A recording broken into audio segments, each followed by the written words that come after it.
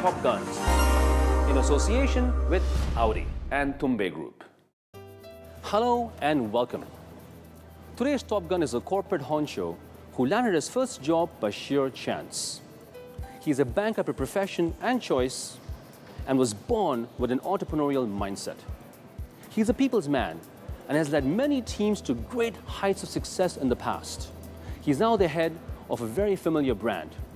Friends, let's meet Rajiv Kakkar, the head of Dunya Finance, who believes that behind every crisis lies an opportunity. It's all about empowering people and enriching lives.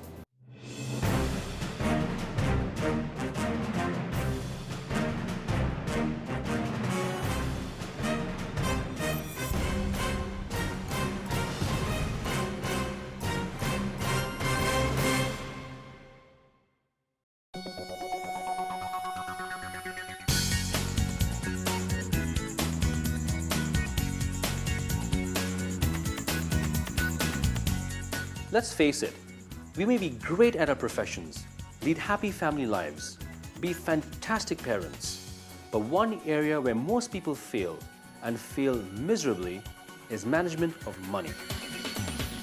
People who manage money are very special, and one such person is on our show today, Rajiv Kakkar. And I'm sitting with Rajiv Kakkar, the man behind Dunya Finance. Rajiv, welcome to the show. Thank you, Anish. Thanks for having me. Pleasure. Let's start with your growing up years. Tell us where you grew up, where were you born, where were you raised? I'm a Delhi boy. I grew up in Delhi. I was born in Delhi.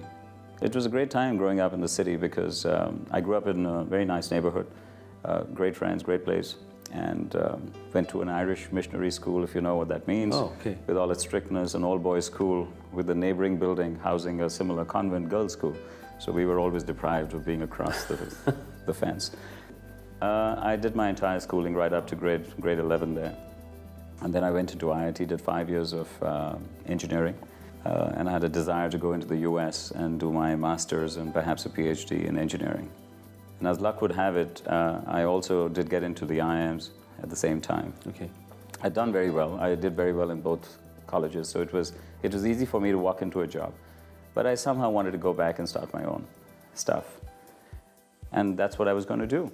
I thought I was well armed. I had everything that I wanted to do. I had this crazy entrepreneurial streak in me. And I just happened to walk in with one of my friends who had to collect his appointment letter from the bank. And as I walked in with him, the HR manager looked at me and said, "Hey, where do you work?" So I said, "I don't have a job. I don't intend to have a job. I just graduated with him and I want to do something on my own." So he found that a bit funny and said, "Hey, why don't you come and work with us?" This was American Express.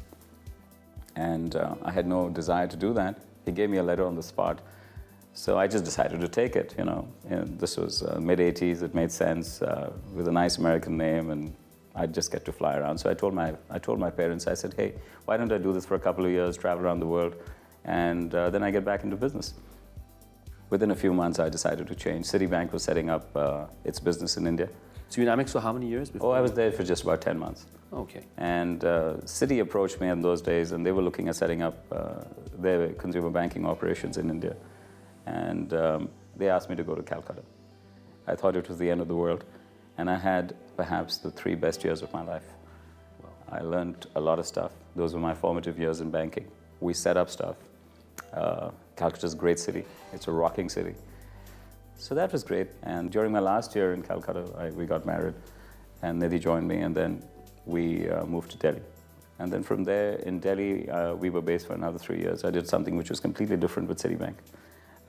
It was also another defining moment for us because it was the place where we had our first daughter. Oh, lovely. So I think this was around the 2nd year of our stint in Delhi where we became parents.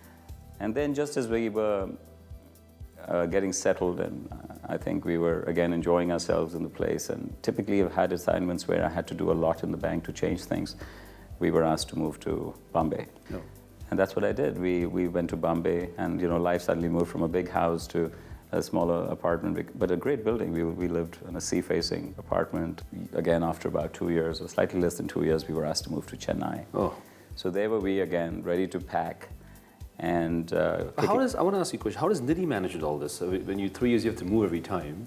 I think Nidhi had a pivotal role to play on it because it was I think she took a brunt of it in terms of the physical move, in terms of managing the transition. But made her into a bit of a pro when it came to moving. And we went into Chennai. And I have to say, it was again one of the most fascinating experiences we had. By then, we were about to become parents the second time round. Oh. We were told that we were transferred yet again, and this time back to Delhi. Back to Delhi? Back to Delhi. And again, a totally different business. I was asked to head up a business, so that was my first opportunity to independently be a head of a profit center, to head a national business. So Citigroup and Maruti set up a joint venture. I was the founding CEO. Excellent. And managing director, and we set up this company in record time. And I got a chance to deal with a government company, a Japanese company, different counterparties, a national distribution, and I ran this business. That was a business that I ran for a long time, for about 4.5 years. And I was having a rollicking good time, enjoying myself till one day, again, I get a sudden call from the bank, and I'm told, hey, how about going down to Egypt? Oh my God. And another country altogether, right? Another country altogether. And we went there, and there was just nothing there. And again, I had a job to start up the banking operations there. And what year was this in Egypt? 2000. Okay. But I had a very exciting experience in that place because professionally it turned out to be one of my best assignments, where I was able to make a mark, get recognized in the rest of the Citigroup world. And I happened to be in Prague. We were having a regional global conference there with all the seniors were there. And I worked for a Belgian boss who till date remains my mentor. I suddenly get pulled at the shoulder and I walk across and I said, Jean-Paul, what happened? So he said, Rajiv, I've got something exciting for you. And I said, now what are you talking about? Yeah. So he says, well, off to Istanbul.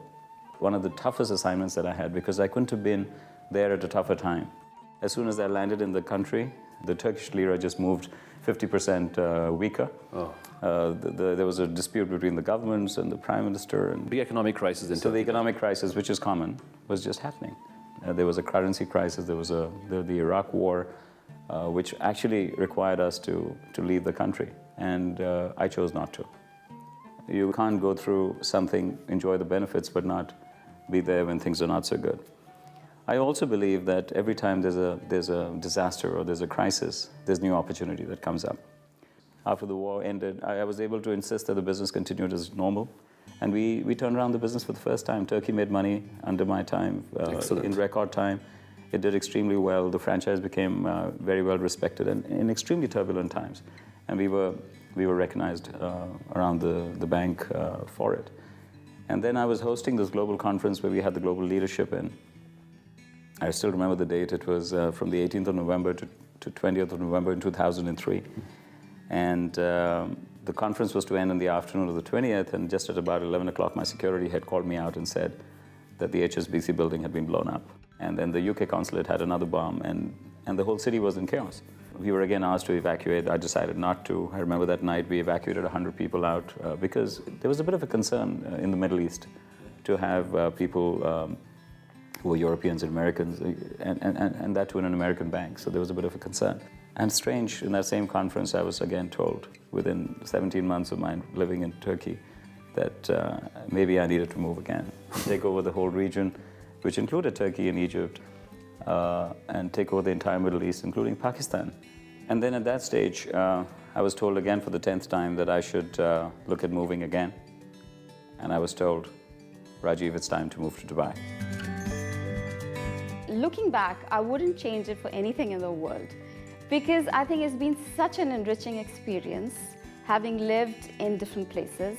Though it's been challenging because the places were different, like almost every 2 years, but then you learn a lot because you interact with different people, with new people, make new friends, have new experiences, and I've done a lot of interesting things in the various places that I've lived in. When we set up Dunia, we realized that we had made some very important promises to people, and just as we were about to launch, the financial crisis started off. I think there are very many entrepreneurs, very many capable people in the millions and millions of people who sometimes don't realize their own worth because they don't get an opportunity.